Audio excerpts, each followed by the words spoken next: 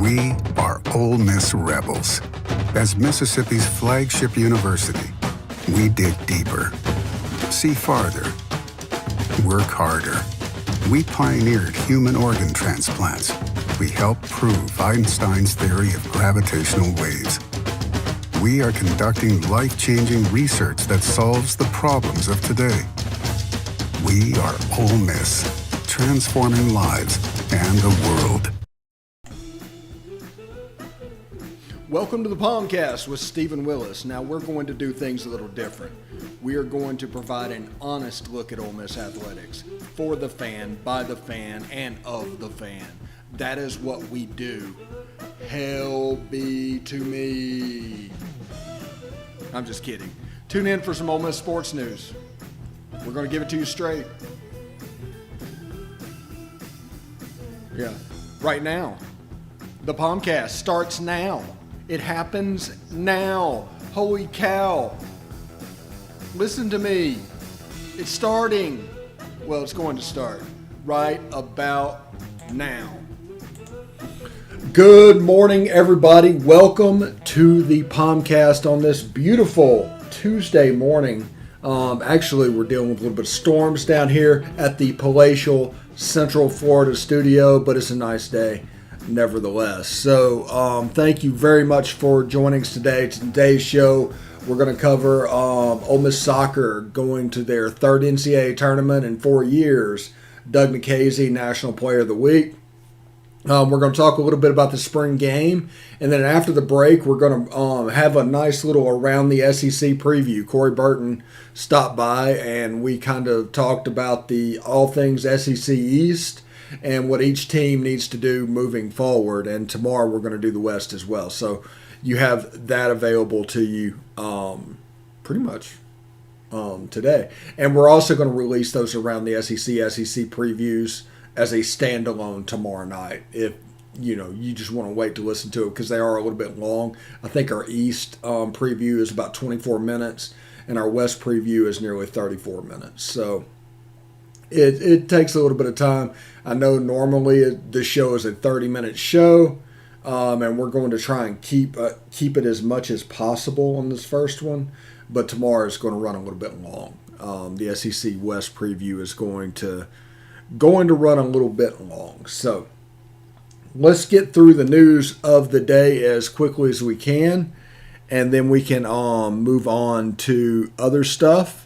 But first, I want to tell you about the Vault Society, and that's the big push right now is Vault Society level support, which is a 5-year commitment of support. Membership starts at $5,000 per year. That's $25,000 overall. And there's a benefit chart on the site. I'll tell you the site in just a second. All gifts to Ole Miss between now and June 30th will receive triple points. Red points are for non-deductible and go towards priority seating. Blue points are 90% tax deductible and go towards parking and non-home ticketed games. That'd be postseason, bowl games, neutral site games, things like that. If you're interested in that, if you want to see all the benefits, go to givetoathletics.com. Again, that is givetoathletics.com. They're doing really good work over there. Now, Ole Miss qualified for the NCAA tournament. They found out just the other day, and as part of doing that, they will play Ole Miss in Wilmington. Basically, if they win that game, they get USC, and on the other side of the bracket, they seeded Terry Duke. So those are the teams that are coming waiting as they go into the field of 48 for the Rebels soccer team. This is the finding out the news from very nice for high sense but they would play Bowling Green, which is the champion of the seeded and champion of the basically just a second. 48 teams begin their champion of the MAC will be available for that first game. So if you win that game, you get Southern California, who I believe is the 8th seed in the tournament. They only seed the top 16 teams. and they have a bye in the first round. And on the other side of the bracket is the 9 seed, which is Duke. So that's a pretty big situation for the Rebels soccer program. Congratulations to Coach Matt Mott for doing a little bit of the work and moving on to the next round. So that's pretty cool for them. In other news, Doug Nikhazy was named National Player of the Week. This 1-2. Off of his and there's strike 3 called on the outside corner. So Hancock strikes out looking. Bulldogs strand the runner at first. We played 1 in Starkville, and Ole Miss has an early 1-0 lead. Big deal. And he's absolutely deserving for just doing an above and beyond performance in Starkville. Swing and a miss and a breaking ball down, and that will end the inning as Nikhazy strikes out the side in the bottom of the second pitch. But it's also a big pitcher of the week there. So Doug Nikhazy wins it. Soccer going to the NCAA tournament. Those are the 2 big news items of the day. Ole Miss plays in Little Rock tonight. You can tune in for that. I do not have the starters at this point, but that will come up eventually. I am curious to see if Jack Doherty pitches again tonight and see if he can string together outings like he did last week. So that's something to see, especially with the bullpen woes. You're looking to see them progress, and that is an avenue that we can use to get a little bit better. The Grove Bowl is this week, as you've seen on Twitter. The hashtag and picture party in the SIP. Grove Bowl is at 4 o'clock on Saturday. Admission is free. They're trying to pack as many people into Vaught-Hemingway Stadium as he could. If you heard me yesterday, you would be aware that I am very much, let's see, what's the word I'm trying to do? This is going to be a very big deal to the fan. This is going to be an XL type moment. Now, we've done the Arkansas series and we're going to do the LSU series this week, but whenever football is involved, it's a little bit different, even though it's a spring game. So I'm looking forward to seeing the XL of the fan base. This will be the moment to where everything can start to move forward. And, it'll just be nice to see Vaught-Hemingway Stadium, with all the fans in it, all the cheering going on. And you get to see some storylines too, like Matt Corral throwing to what should be his second or third level starters. You get to see him at a less than full strength offense. You get to see what he looks like. There will be no quarterback running and all that stuff, so that kind of affects the offense in a way if you take away the quarterback run game, which last year they did a very good job of doing that. But Vaught-Hemingway Stadium, they're hoping to fill it up as much as possible. These games aren't very well attended normally, but in this case, they're trying to set it up as an XL, a party, a symbolic gesture of everything going back to normal. And if you want to be a part of that, the game is at 4 o'clock on Saturday. And let's see, the other games going on. Ole Miss versus LSU game 3 starts at noon. So that should be over in time to get over to the game. And immediately after the Grove Bowl, softball plays Auburn. So the newly ranked, by the way, I think they're 23rd or 24th. I don't know exactly which one, but they're newly ranked, the women's softball team, in the top 25. So that's kind of a big deal as well. So I think we're going to take an early break in this show. And when we come back, we're going to go straight to the Corey Burton SEC East preview. That'll take us to the end of the show. You will not see me again in a live capacity. And tomorrow we'll do kind of a similar thing. We'll do the news of the day and then get on to the SEC preview, because honestly the SEC preview is really good. But, let's see.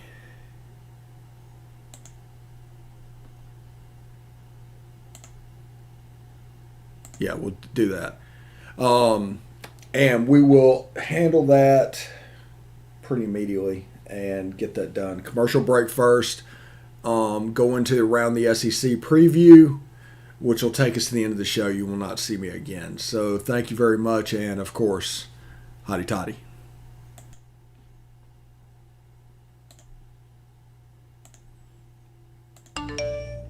You want to answer that, don't you? I bet it's just killing you seeing the soft glow just inches away. Someone wants to tell you something or ask you something. Oh, come on, answer it already! Just so we're clear, that wasn't my fault. Next time, ignore your inner voice. Don't text and drive. A message from Florida's trusted choice independent insurance agents. Hey, this is Stephen Willis. I just want you to stick around a little longer. We're going to get back to the podcast right after these messages. Tonight, nearly 40,000 veterans across the country are homeless. These men and women have pledged to serve our nation, and now we must serve them. Landlords across the country have helped make significant progress in reducing veteran homelessness by making housing available, but there is more that we can do to bring our veterans home. Visit www.va.gov/homeless to see how you can get involved. And if you are a veteran and you are experiencing homelessness, please call 877-4AID-VET. Thank you.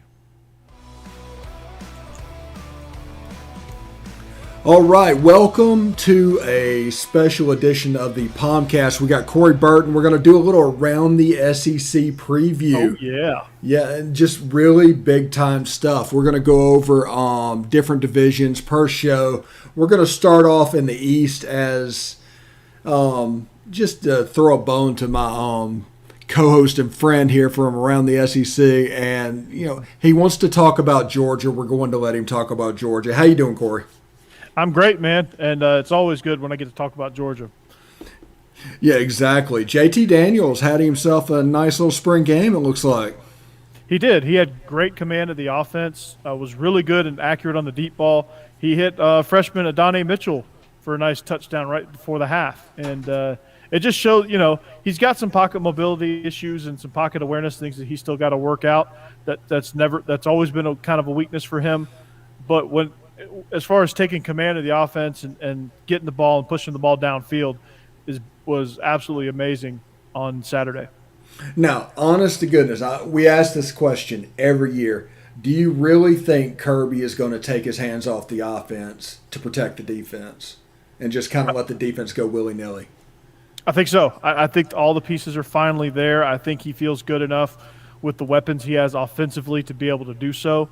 I think with the wide receiver position, it's been really weak for most of his tenure here, outside of a couple of guys like Terry Godwin, Mecole Hardman, George Pickens. Outside of that, it's been kind of lean at that position. Now you got a bunch of guys. You have two freshmen, Justin Robinson and Adonai Mitchell, that came in and immediately contribute. Kyrus Jackson looked really good in his limited opportunities, which I think that was kind of by design. Jermaine Burton emerged a lot last year as a frequent target of JT Daniels. He was banged up in the spring, so you didn't really see much of him in the G-Day game.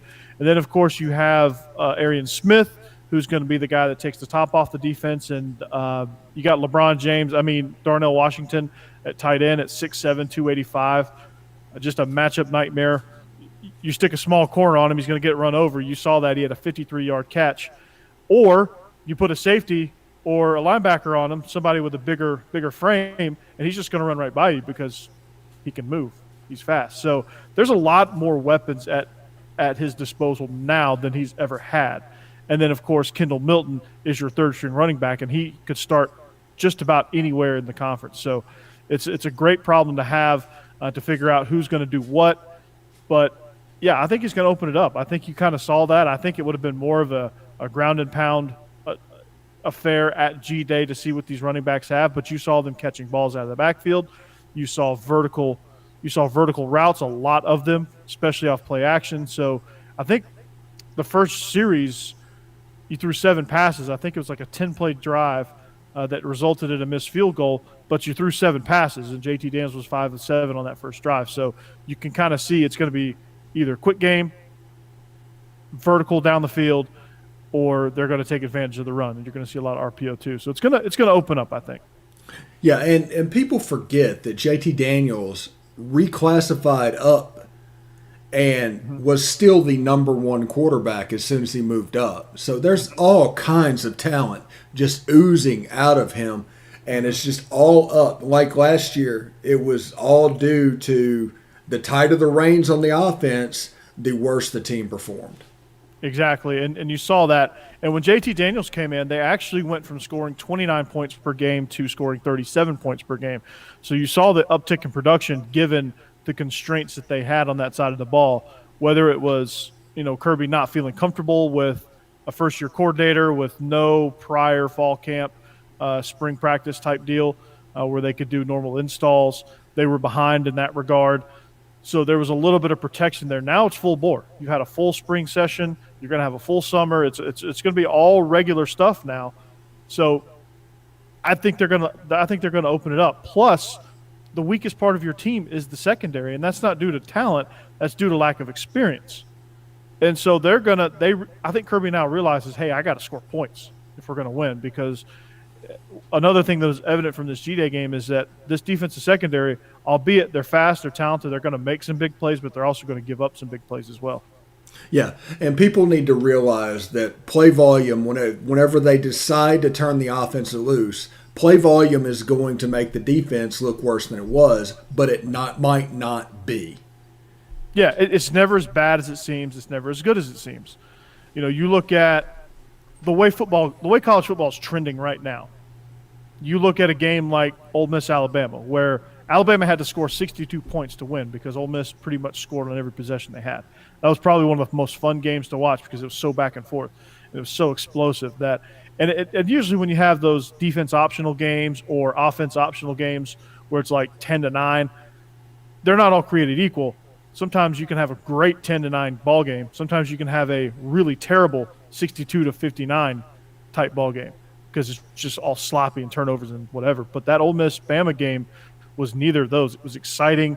It was just complete execution. And that's the way college football is going to trend. I'm not saying scores are going to always balloon into the 60s, but it's becoming, you have to score to win. You have to score early, you have to score often, and you have to score in bunches to be able to get ahead of a lot of these opponents, because defensively there's so many things that are built to the advantage of the offense. It's going to be tough.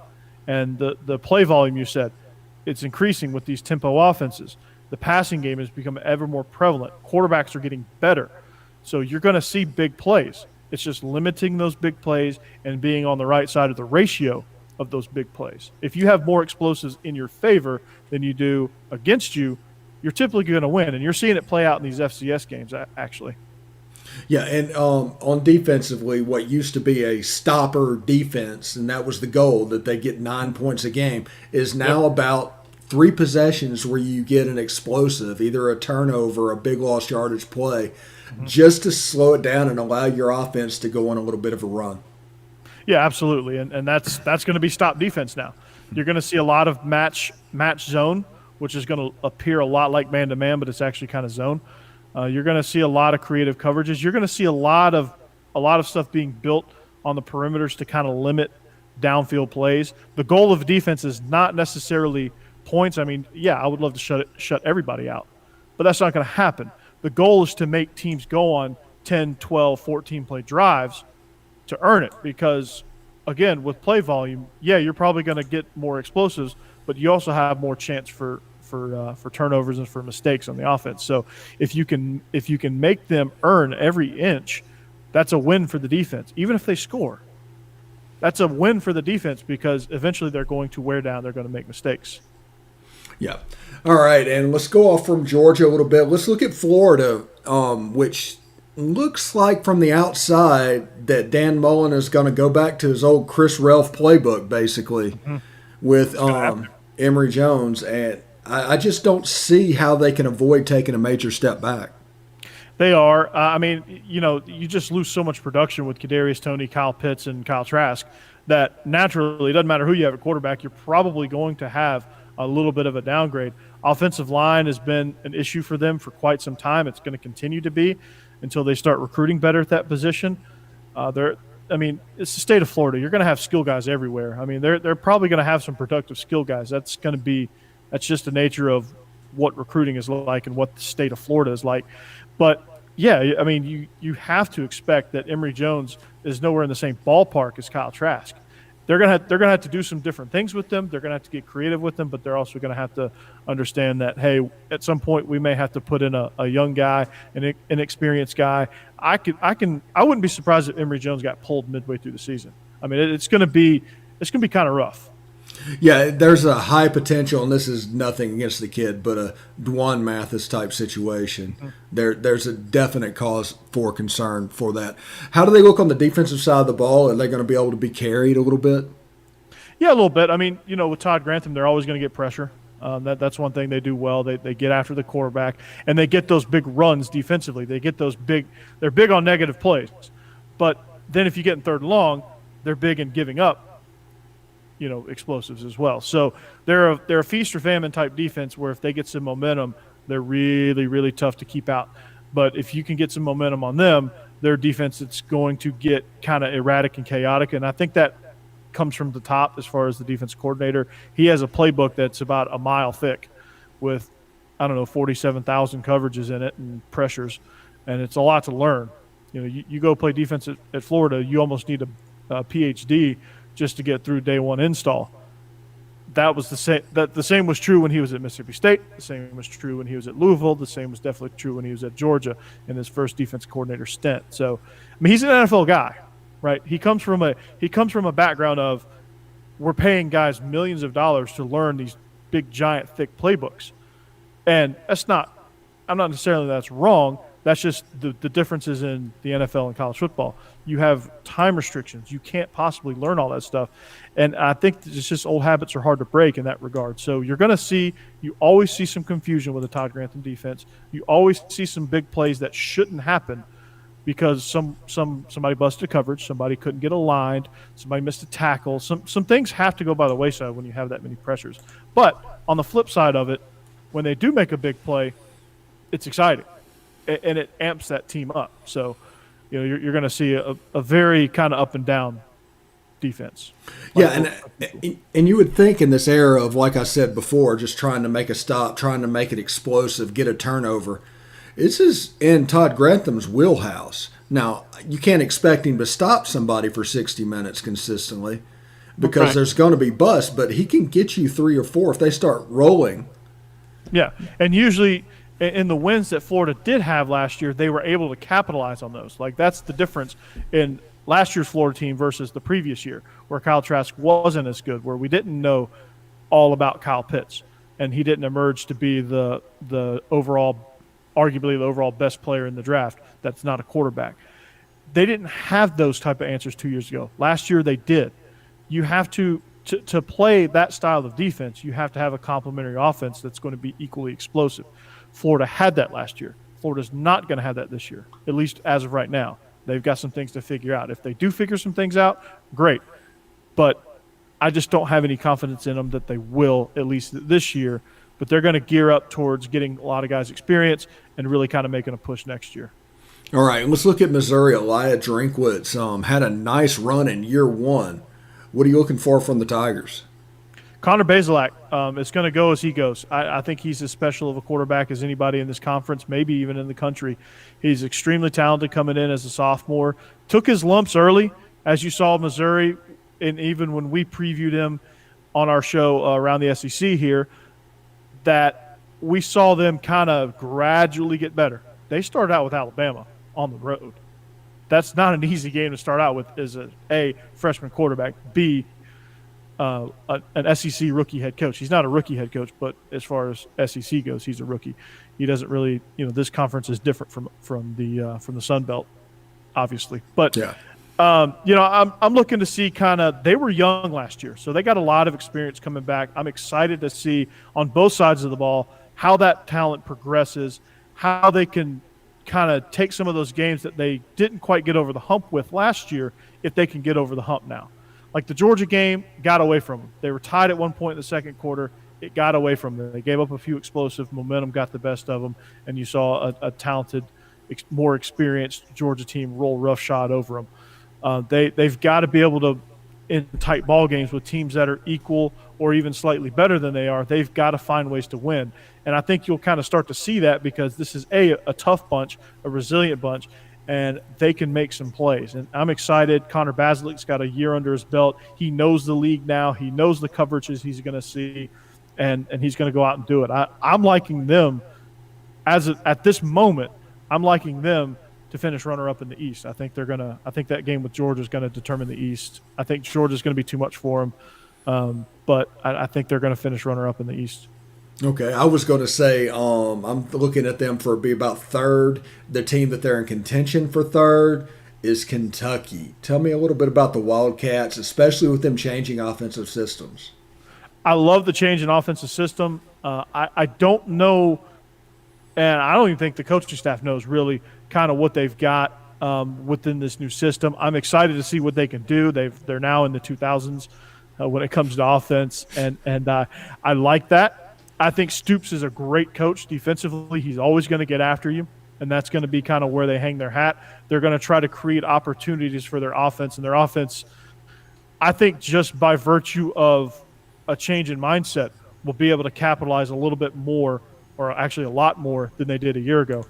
And you're going to see less catastrophic plays. You're going to see more buy-in. You're going to see more energy, and you're going to kind of see more creative type schemes because that's where they come from. Now they're bringing that Sean McVay LA Rams system into the SEC. So I'm interested to see kind of where they're at with that. The Wade twins from right here in Tennessee, Summit High School, they committed, I think over the weekend maybe, or late last week, they committed to Kentucky. So they're going to start pulling in some big time or more big time recruits than usual. So I'm excited to see what they have. I'm curious to see what they have. They're a team that, they've always been a team that could either finish dead last or contend for second place. And week to week, you have no idea. But they've got to play with more consistency, I think, just all around. And I think you'll get a better-looking offense, a more explosive offense, and one that has a potential to score a lot of points. All right, now we get down to the bottom of the SEC East. Let's start with South Carolina. Hey, do you have any idea what you're going to get? I think you're going to get a tight end heavy offense. I think they have some guys. I think they have like 4 or 5 guys, and the names escape me at the tight end position. But outside of that, I don't really know. I don't really know what to expect from them. They were kind of all over the place last year, talent wise. So they're starting from ground zero. So they can only get better. And all the reports that I've heard from spring practice is they've been putting in the work and they've been improving and steadily improving. I want to see what that looks like against SEC level competition before I really make a judgment on South Carolina. One thing I can tell you is they're going to play tough. They're going to fly around. They do have some talent. They're going to be viable. They're going to be pesky. I don't think they're going to get blown out a whole lot, but I don't think this year they're going to win a whole lot of games. I think in about 2 or 3 years, let's reevaluate them because I think they're going to be one of those teams that we're looking at going, okay, this team's dangerous. Okay. And Tennessee, a lot of people are saying they're going to struggle to win many games this year. So many transfers, system change. I think the system with Josh Heupel coming in is good for the young freshman quarterback last year. Mm-hmm. I think that is good for him, but I worry about their skill position. There's a lot of depth that they just have to build. Yeah, it's all about just rebuilding. They lost, like you said, a ton of transfers, and then they lose, some of their offensive linemen to the draft and stuff like that. So, but that was one of their deepest positions was offensive line. So I guess if you had to look at one positive for Tennessee, it's the offensive line. You got the Mays brothers headlining that group. Josh Heupel, I really like the system that he's bringing in. It's an up-tempo. It's that Central Florida system that they won with for so many years. It's a system that puts a lot of stress on the defense. And anytime you can stress out a defense, you're going to get some big plays out of it. So they might not be able to finish a whole bunch of games because they're going to get exhausted and worn out because they don't have there's a huge drop-off between their first string and second string. But they're going to be exciting to watch. they're going to be, for recruiting purposes, you're going to see a lot of recruits go, okay, I'm going to take a look at Tennessee now, where they wouldn't before, where Jeremy Pruitt was just an absolute disaster. Now they're going to look at it because A, they have a philosophy, they have a set culture, they have values, and they have a set offensive scheme, they have a set defensive scheme now, and they know what their identity is, and they're going to play to that. And recruits like that kind of thing. I mean, that's how Ole Miss was able to get what they got. They have an identity. Georgia, they were able to recruit well on the offensive line and at the running back room because that was their identity for several years. That's shifting a little bit now. We're starting to recruit better wide receivers. You're starting to see that shift. With Tennessee now, they're up tempo. You're going to start to see a lot of that play into it. This year, they're going to struggle. So Tennessee fans, buckle up. It's going to be it ain't going to be fun this year, right? But it's going to be. You're going to watch a lot of exciting losses for them. They're going to give up a lot of big plays. They're going to hit a lot of big plays, and it's going to be, again, they're going to be kind of pesky for about 2.5 quarters. Then the depth's going to kick in, and that's where they're going to lose. Yeah, it's going to be one of those situations. These high up-tempo offenses, you literally need a two deep on defense just because the play volume will get you every time. Exactly. Let's look at Clark Lee at Vanderbilt. What kind of a job does he have in store for him this year? Oh, he has a massive rebuild himself. He's doing a great job. I think he's saying all the right things. I think the players are buying in. I think they're, the first thing they need is an identity. Like I said for Tennessee, the two Tennessee programs in the SEC, they need an identity, and I think they found one. They just need for Vanderbilt. They just need to now recruit to that identity. They need to figure out and get creative with who they bring in and what they do with them when they get here. And Vanderbilt, unfortunately for them, 4 stars and 5 stars are pipe dreams for them. They're going to get one here and there, but it's pretty much going to be a pipe dream for them. So they're going to have to rely on stellar player development. You have a couple recruiters that are going to get some of those guys, and then you have a bunch of great coaches on board that are going to develop those guys into playing well above their heads. It was the template at Stanford. Derek Mason, for whatever reason, couldn't bring that over. They go and get Clark Lee from Notre Dame, where Notre Dame has an actual tough time recruiting. I know that seems odd to say because they're Notre Dame, but there's some restrictions within the university that allows them to not get as many 5-star kids as they need or want. or have the opportunity to get that ultimately get turned away because there might be a minor ding here, a minor ding there. Clark Lee brings that recruiting philosophy down to Vanderbilt, where he knows this school is going to be really tough to get people in, right? And he's already been able to get to the administration and convince them, hey, we need massive facility upgrades, and so they started a $300 million project. Vanderbilt United, I think is what it's called. It's a $300 million fund. I'm sure people will keep adding to it, but it's a massive upgrade to the football and basketball facilities. They need that desperately, and if they're gonna compete. But again, Vanderbilt, just like South Carolina, Vanderbilt, differing from South Carolina, they're really good. They're really solid at quarterback. I really like Vanderbilt's quarterback, Ken Seals. He's going to be a special one. I think when they figure out kind of what to do with him, he's going to be a good quarterback. Harrison Bailey at Tennessee, going to be a really good quarterback. What they have, Luke Doty at South Carolina, he's probably going to be a pretty solid quarterback. I'm not sure exactly. Out of those three, he's probably third out of that list. But he's still trending in the right direction. He's still got some talent there with Luke Doty. But with these bottom three, it's going to be kind of a card flip or a coin flip as to who's going to finish, 5th, 6th, and 7th. It's going to be a battle there. And you're going to see a lot of exciting football on the bottom of this SEC barrel. They're not going to win many games, but they're going to be fun to watch. Yeah, it's going to be a fun football season, especially just because we have a football season with fans in the stands and people out there tailgating and doing all the things we love. Corey Burton, assistant coach at Hillwood High School, host of the Believe in Georgia Dogs podcast with Israel Troop.